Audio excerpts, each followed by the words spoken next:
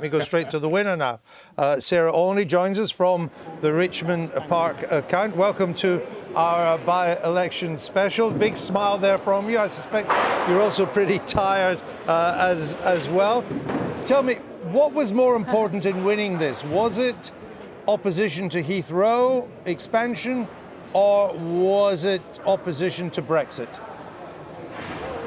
Well, I think it was opposition to Brexit. I mean, we started the campaign talking about Heathrow, but as we went around and we spoke to voters, we realised that for most people, Brexit was a much bigger issue.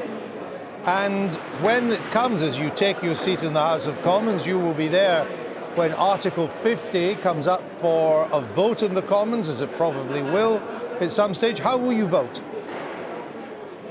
Well, I've always said throughout the campaign that when Article 50 comes before Parliament, I will vote against invoking Article 50. And why will you do that?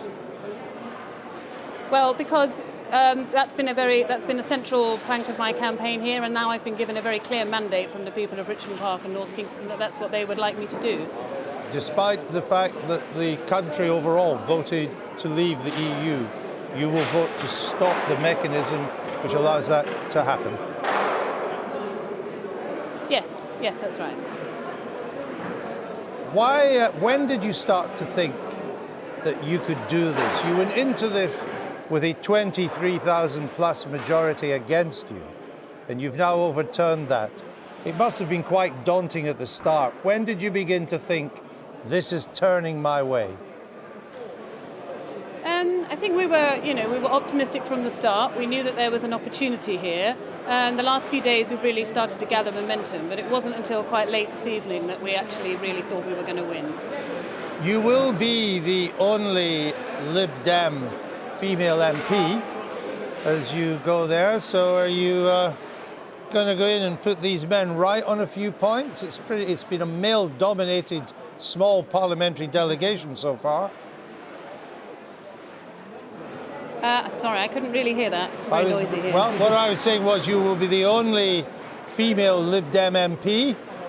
So yes, you're going to have to put this male-dominated delegation right on a few things, I would suggest. I don't think so. I don't think so. You know, ever since I've been a member of the Lib Dems, which obviously not very long, but you know, I've never found it in any way to be a sexist organisation at all. I've met most of my new colleagues, and you know, they've all treated me extremely well. Can I just clarify one final point, because I know it's been a long day for you and a long night.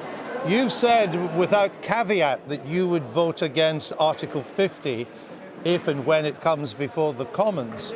But Susan Kramer told us tonight that the party policy was only to vote against Article 50 if there wasn't the promise of a second referendum once a deal is being done. So are you already cutting an independent figure here?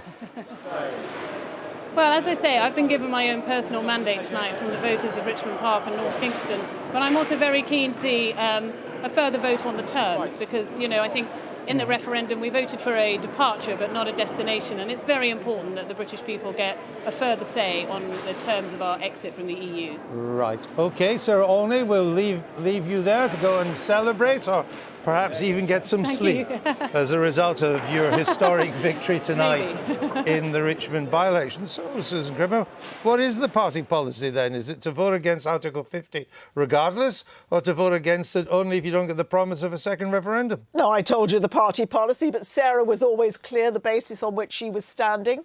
That's the commitment that she made as she went round on the doorsteps. She is the only person really in Parliament that's, other than I suppose the recent winner in Whitney, who has a direct mandate, if you like, from her constituency on a very specific vote like this. So already, with the addition of you and your first female MP in this Parliament, you have a difference of policy. Exciting, isn't it? Well, it keeps people like me in a job. We thrive on differences. Coming back to you, does this change Brexit? Does this change Heathrow expansion? No, the government has made the decision on Heathrow. I had my reservations about Heathrow, but I was always committed that London and the southeast of England needed greater air capacity. It seems that the Heathrow is the only deal on the table, so I'm willing to accept that. In terms of Brexit, a number of Labour MPs have said both publicly and privately that they are not going to stick two fingers up at the British people by rejecting Article 50 in the Commons. The fact that Sarah's embarked on her political career basically telling the British people they can get stuffed, I think is brave. Well done her. But I don't think that Lib Dem's going from 8 to 9 is actually a seismic shift in British policy. No, but it's one fewer seat that you have and one fewer majority. Let's just remind ourselves of the result again, now that we've got the proper designation for Zac Goldsmith. There is Sarah Olney, the new MP for Richmond Park, 20,510 votes. Zac Goldsmith, former Tory, running now as an independent, loses by almost 2,000 votes. And Labour third at 1,500, and then the two also rans way down there. Is there a danger, Diane Abbott, that if you really feel strongly about Remain, if you think the country took a wrong turn on June the 23rd, that the party now to vote for to try and reverse that is the Lib Dems, not Labour? If you take the Lib Dem seriously. But also, if that is an issue, it's an issue in London, it's an issue in university towns, it's not an issue in the party as a whole. As I say, the Lib Dems need to be careful about seeming like the most pro-Remain party in town. Well, we are the most pro-Remain party in well, you town. need to be That's just careful the about reality it, of it. because I think for the millions of people that voted to leave, it looks to them as if you're trying to ignore what they're saying. Well, and a final thought. Well, that's because they are trying to ignore. They are ignoring. I mean, I find actually when she said that, so sort of almost unblinkingly, quite chilling actually, that actually she would go against the most important referendum, the most important political event of the past 30 years, somehow or other will just quite happily thwart the public.